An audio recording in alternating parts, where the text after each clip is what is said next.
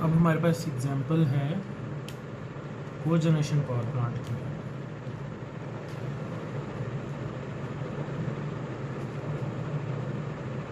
Example 10.8 और ये basically है कोजनरेशन की।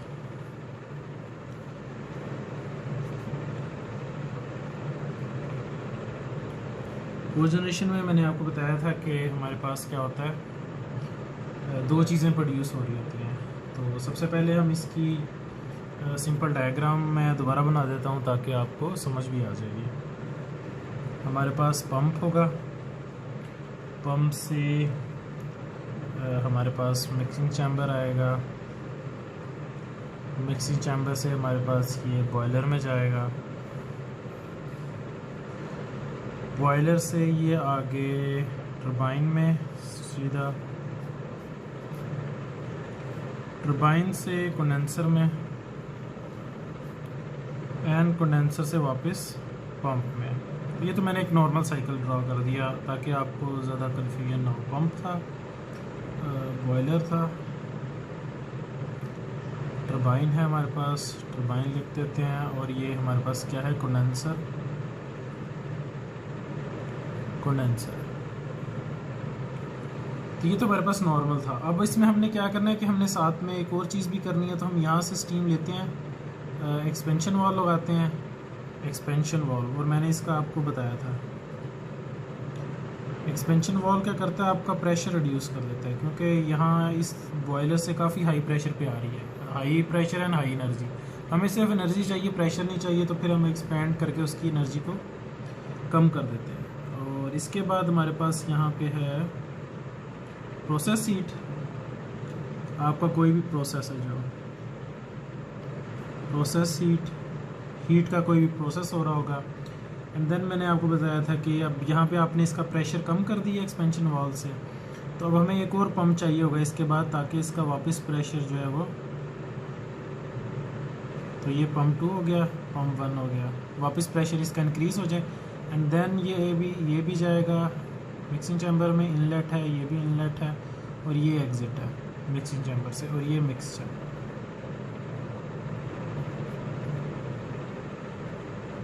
मिक्सिंग चैम्बर क्यों चाहिए, क्योंकि हमारी जितनी भी स्टीम हम चाहें, यहाँ से जितनी भी स्टीम ऊपर का जा रही है वो 100% स्टीम इसके अंदर जाए, सॉरी 100% वाटर जो है वो बॉयलर के अंदर जाए, एंड देन वो आगे यूज़ हो। तो ये हमारे पास क्या, प्रोसेस हीट। और मैंने आपको ये भी बताया था कि जब आपको क्वांटिटी ज़्यादा चाहिए हो हीट की, तो आप टरबाइन से भी कुछ क्वांटिटी ले लेते हैं। तो इस न्यूमेरिकल में वो भी है। तो यहाँ टरबाइन से कुछ क्वांटिटी प्रोसेस हीट में जाएगी, एंड कुछ हमारे पास कंडेंसर में चली जाएगी। तो यहाँ पे अब नंबरिंग कर लेते हैं। नंबरिंग में आपने कंफ्यूज नहीं होना, नंबरिंग उसने चेंज कर दिया। अब उसने 1 ये पॉइंट कह दिया, तो वो आपकी मर्ज़ी है, नंबरिंग तो आप जो मर्ज़ी कर लें। 1 इसको कहा है, 2 ये कह दिया, 3 ये कह दिया। आपने वो नंबरिंग रखनी है तो वो भी रख लें। ये नंबरिंग तो मेरे लिए भी मुश्किल है, 4 ये है, क्योंकि हम एक स्टैंडर्ड नंबरिंग लेके चल रहे थे, चेंज नहीं करनी चाहिए थी। 5 6 है, ये 0.7 है, ये 0.8 है, और ये 0.10 है, ये 9 है, और ये वाला 11 है। सो वो नंबरिंग है। अब आपको पता चल गया 11 से 1 बॉयलर है, 1 2 3 सेम है। 1 नव बॉयलर पे, यहाँ पे जितनी 1 पॉइंट पे एनर्जी और प्रेशर है, सेम उतना हमारे पास 2 पॉइंट पे है, सेम 3 पॉइंट पे। तो 1 2 3 में तो कोई डिफरेंस नहीं है। 2 से 3 एक्सपेंशन है, 3 से 5 टरबाइन में हाई प्रेशर पे वो रिलीज़ कर देते हैं हम प्रोसेस हीट में, एंड 3 से 6 भी टरबाइन है, 6 से 1 कंडेंसर है, 6 से 8 कंडेंसर है, 8 से 9 पंप 1 है, 7 से 10 पंप 2 है, एंड 10 से 11 हमारे पास मिक्सिंग चैम्बर है। तो ये हमारे पास डायग्राम कंप्लीट हो गई है।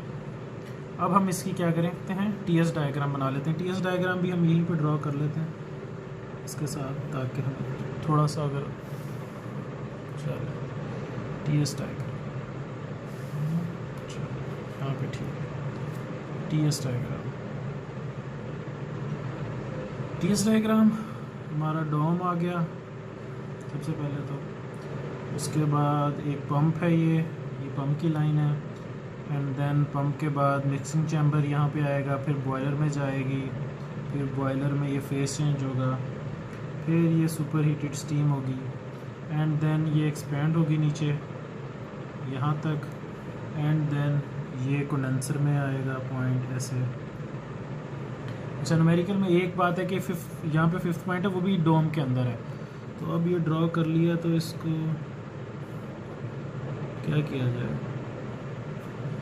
थोड़ा सा ये ना ऐसे करके आएगा ऐसे, ताकि ये फिफ्थ पॉइंट भी ये वाला पॉइंट डोम के अंदर आ जाए। वो भी मैं आपको बताता हूँ कि आपको कैसे पता चलेगा ये पॉइंट अंदर है या बाहर है। वैसे मैंने एक लास्ट न्यूमेरिकल उसमें भी बताया था आपको, ठीक है। अब ये 1 से 6 ये वाला 1 से 6 टर्बाइन, 1 से 6 टर्बाइन, ये 1 से, अब 6 से 8, 6 से 8 हमारे पास क्या था कंडेंसर, 8 से 9 क्या था पंप, 8 से 9 पंप, 9 से 11 मिक्सिंग चैम्बर, 11 से 1 हमारे पास क्या था, यहाँ 11 दरमियान में कहीं पे आएगा एंड देन ये 1। अब हो क्या रहा है, अब 1 पॉइंट से 1 2 3 सेम पॉइंट है, 1 2 3, 1 पे भी कुछ चेंज नहीं हो रही, 2 पे भी नहीं चेंज हो रही, 3 पे भी नहीं चेंज हो रही, तो हमारे पास 1 2 3 तो पॉइंट सेम है।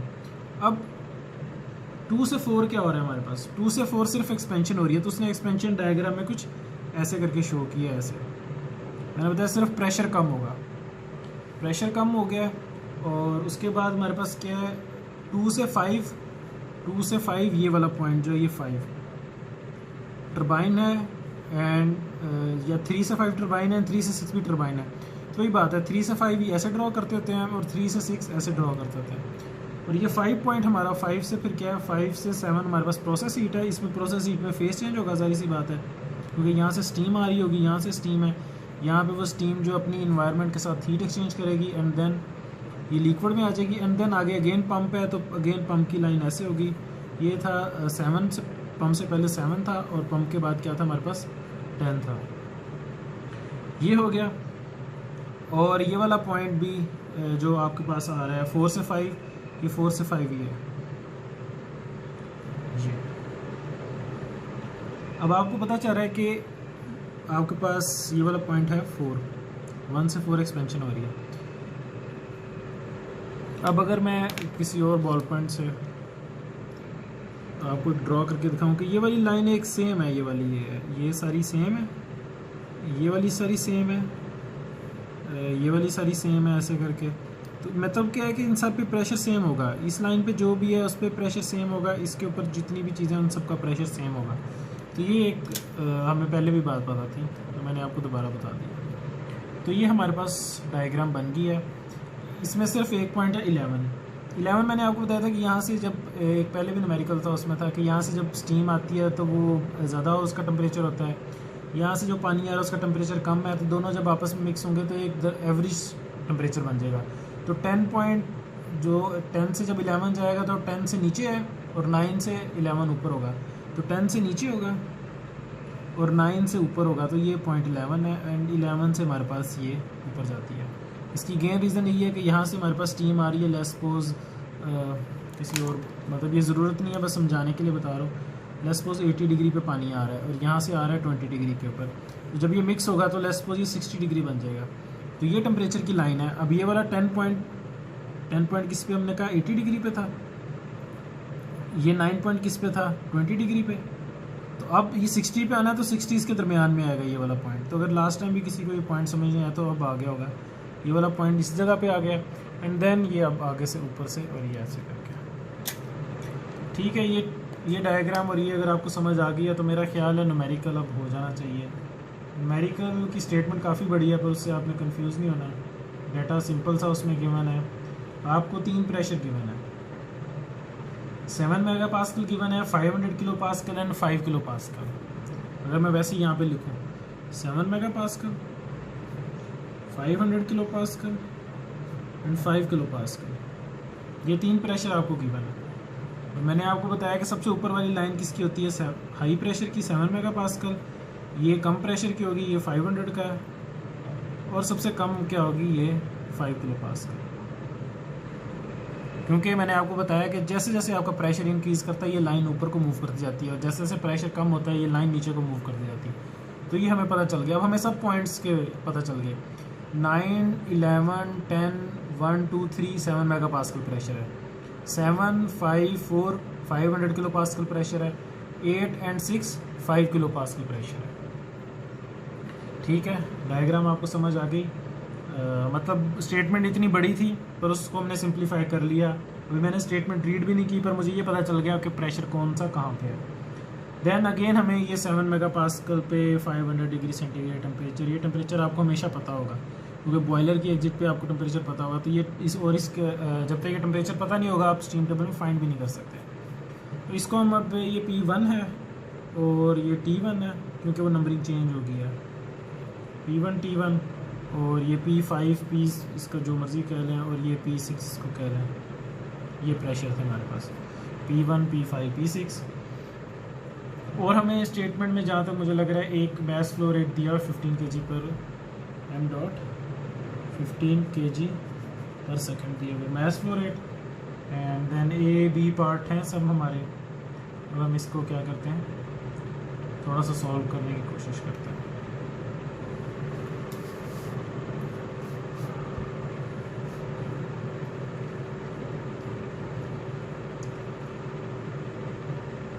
वैसे तो काफ़ी सिंपल लग रहा है मुझे, इसमें कोई कन्फ्यूजन नहीं है, बट स्टिल सबसे पहले उसने पंप 1 कैलकुलेट किया।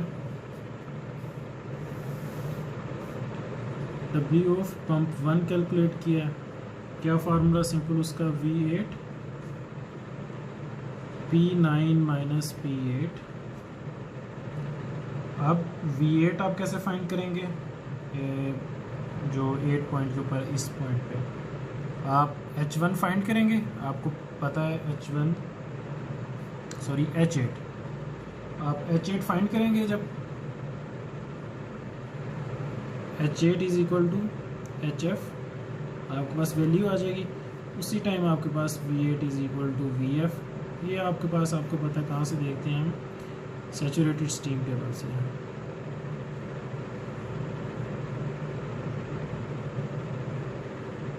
तो हमारे पास V8 भी आ जाएगा, P9 भी है हमारे पास, P8 भी है।